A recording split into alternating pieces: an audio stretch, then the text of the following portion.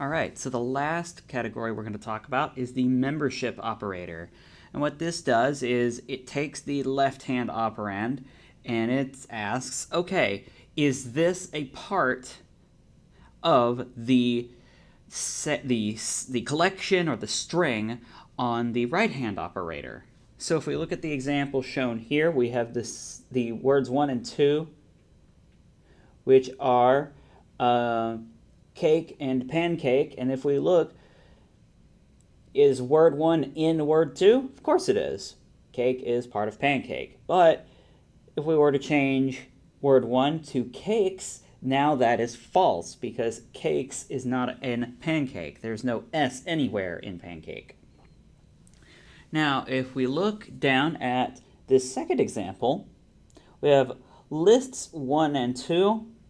List 1 contains 1, 2, 3, 4, and 5. And list 2 contains 2, 3, and 4.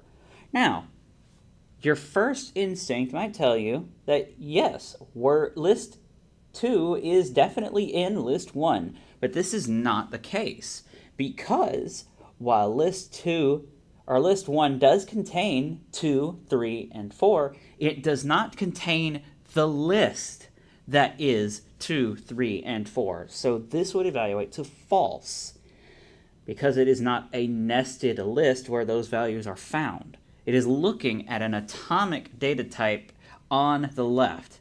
So that could be a list, it could be a single variable.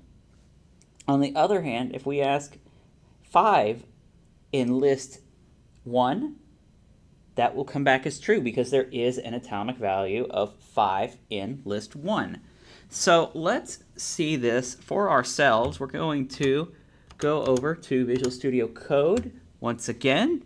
And here's our membership operator section. Let's create a string, and we'll say it is, let's just say model, O-D-E-L.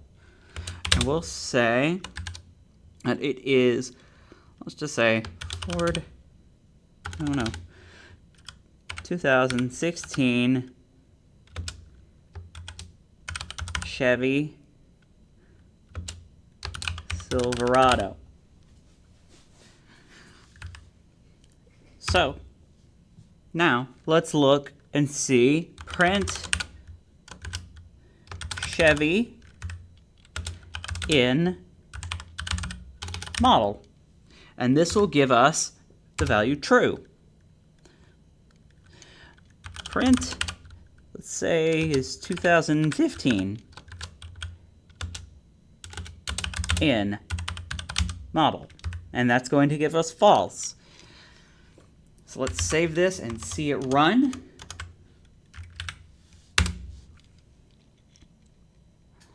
Okay, so we got to go through the rest of this.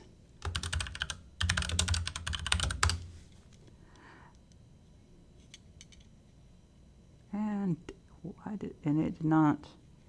Okay, yes, it did. It did. Okay, so you can see down here at the bottom we have our true and our false. So that is how we use, that is one way that we can use the in variable. The negation, of course, is not in.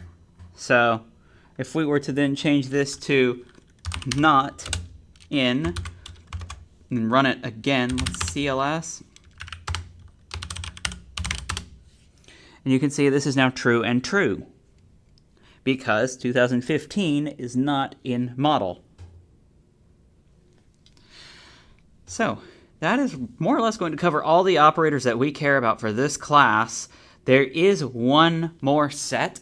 We do want to talk about the logical operators and, or, and not. We've already covered not to its degree here, but we're going to cover it in more detail when we get to talking about conditionals, and that'll be the next thing we do. We're going to do some compound conditions that require the and, or operators, and we'll just see what that looks like. So that will do it for this week. Your assignment is available, and good luck. Let me know if you have any questions. Next time when we come back, we're talking flowcharts. This isn't going to have any assignments attached to it, but it is something I want to discuss very briefly. So, stay tuned for that.